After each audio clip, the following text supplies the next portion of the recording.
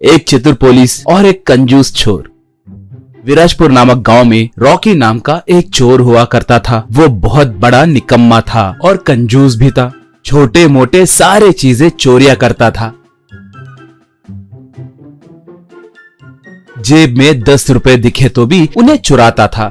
थोड़े दिनों के बाद राखी अपने दोस्त जित्तू से जाकर मिला। जित्तू से राखी, यार मुझे एक अद्भुत उपाय सुझा है। वो ये है कि टी के टपरियों के पास, कोल्ड ड्रिंक के दुकानों के पास, टिफिन के ठेलों के पास बाहर फोन पे गूगल पे करने के लिए क्यूआर कोड स्कैनर सकते हैं ना, उनके ऊपर हमारे बैंक अकाउंट के क्यूआर कोड ले जाकर चिपकाए तो क्या होगा जानते हो? कहा। बाप रे, अगर पकड़े गए तो? रॉकी, देखो दूसरे राज्यों में थोड़े नकली अकाउंट खोलेंगे, उसके बाद उस बैंक के कर्मचारी के नाम पे थोड़े क्यूआर स्कैनर कोड छपवाएंगे, उन्हें जो भी दुकान दिखे वहाँ पर चिपका देंगे। सिर्फ एक जगह ही नहीं, हो सके तो पूरे देश में चिपका देंगे। 100-200 रुपए ही जाएंगे ना, कोई उनकी ज्यादा परवाह नहीं करेगा। अगर ये वर्कआउट हुआ तो हमारी किस्मत बदल जाएगी, हमारे पास पैसा ही पैसा होगा। कहा। जित्तू तब, वाह, मेरी जिंदगी में कभी भी इतना लालची आइडिया मैंने नहीं सुना, मगर पैसे भी ज्यादा मिलते हैं ना, मेरे लिए ओके है। कहा। बाद में वो दोनों थोड़े नकली प्रूफ रखकर बैंक अकाउंट खोले। उसके बाद उन नकली अकाउंट के नाम पे सैकड़ों क्यूआर कोड स्कैनर प्रिंट करवाकर रात के समय घूमते हुए उन क्यूआर कोड स्टिकर्स को सारे जगह चिपकाने लगे।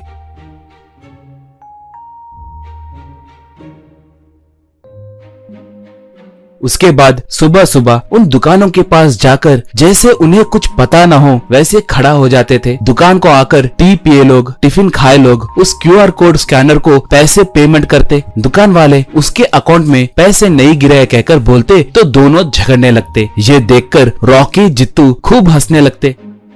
ऐसे वो लोग रात के समय दूसरे शहरों को भी जाकर वो क्यूआर कोड स्टिकर्स चिपकाने लगे। इससे उन्हें बहुत पैसे मिलने लगे। वो लोग खूब अय्याशी करने लगे।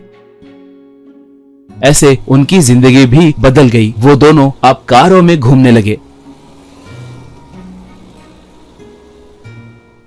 ऐसे थोड़े दिन बीतने के बाद एक बार बैंक मैनेजर उस इलाके के इंस्पेक्टर सत्या को अपने बैंक को बुलाया। उसके बाद उन क्यूआर कोड स्कैनर स्कैम के बारे में पूरी बात बताया। सत्या से मैनेजर, सर, आपको बुलाने का एक खास कारण है। आजकल इस तरह के केस बहुत ज्यादा हो रहे हैं। एक और मजे की बात बताऊं, इसमें के एक बैंक अकाउंट पे आपका भी फोटो है सर। कहते ही सत्या शॉक हो गया। मैनेजर तब, अगर हम इस समस्या को सॉल्व नहीं किए तो पुलिस वाले और बैंक कर्मचारी दोनों संकट में गिर जाएंगे सर। सोशल मीडिया में लोग हमें बहुत खरी खोटी सुनाएंगे। कहा। सत्या तब, सर आप अपना काम कीजिए और हम हमारा काम करेंगे। किसी भी हालत में उन्हें नहीं छोड़ना चाहिए, कहकर चला गया। उसके बाद सत्या उसके पहचानत के साइबर टीम एक्सपर्ट से मिलकर उनसे पूरी बात बताया। तब वो एक्सपर्ट, सर ये सब स्कैनर्स का काम है। वो एक बार ही बैंक को जाते हैं, सारे नकली प्रूफ रखते हैं, उन्हें पकड़ना मुश्किल है सर। अगर रूल को फॉलो करके इन्वेस्टिगेशन करना हो तो बहुत मुश्किल होगा सर। कहा। अब सत्या विवश होकर वहाँ से आ गया।